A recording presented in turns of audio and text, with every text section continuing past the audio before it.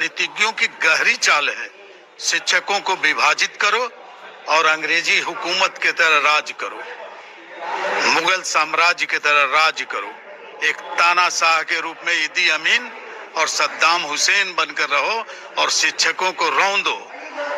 शिक्षक रौंदने वाले नहीं हैं। ये हमारा इतिहास है।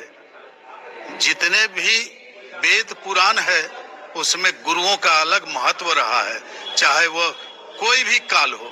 और इस कलयुग में तो शिक्षक ही गुरु हैं। इससे बड़ा गुरु कौन हो सकता है?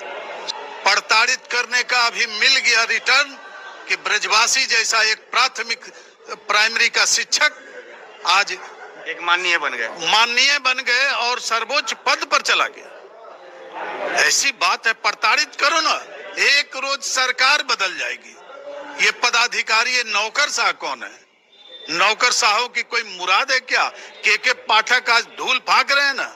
मैंने खुलेआम विरोध किया, सारे संगठन के लोग चुप हो गए, सारे शिक्षक प्रतिनिधि चुप हो गए, लेकिन मैं तो उनके खिलाफ बोला और बोलता रहूंगा। और एसीएस सिद्धार्थ साहब IITN और PhD IT में हैं। ये क्या समझ रहे हैं? वीडियो कॉलिंग वातानुकूलित दीवारों के बीच से करके शिक्षक का उपहास कर रहे हैं। फल भोगना पड़ेगा।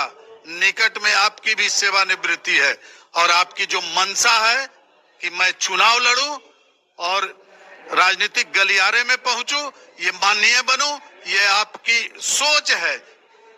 ये मुंगेरी लाल के हसीन सपने देखना छोड़ दीजिए। जब विद्रोह होगा तो आपको भी धूल फाकना होगा। समाज के नजर में अपमानित करने की कोशिश कर रहे हैं। शिक्षकों की समस्याएं जो वर्षों से कार्यालय में लंबित है, कभी उनका उन्होंने मूल्यांकन अभी तक नहीं किया है। किसी जिले में जाके उन्होंने कार्यालय का निरीक्षण नहीं किया है, लेकिन प्रतिदिन पटना में बैठकर गांव में, सुदूर देहात के गांव के शिक्षकों को अपमानित कर रहे हैं, उनको हतोत्साहित कर रहे हैं।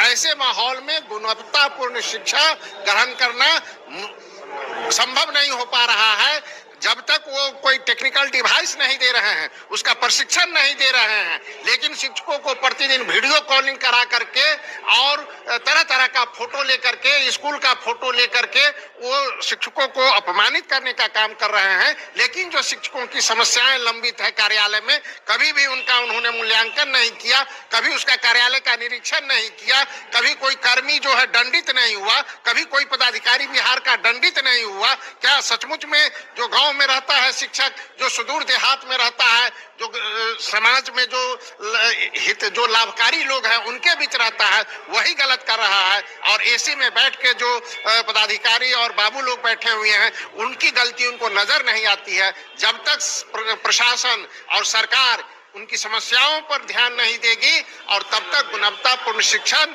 प्राप्त करना बहुत ही मुश्किल है। इसीलिए पहले विद्यालय को मजबूत करना होगा, वहां टेक्निकल डिवाइस देना होगा, शिक्षकों को प्रशिक्षण देना होगा।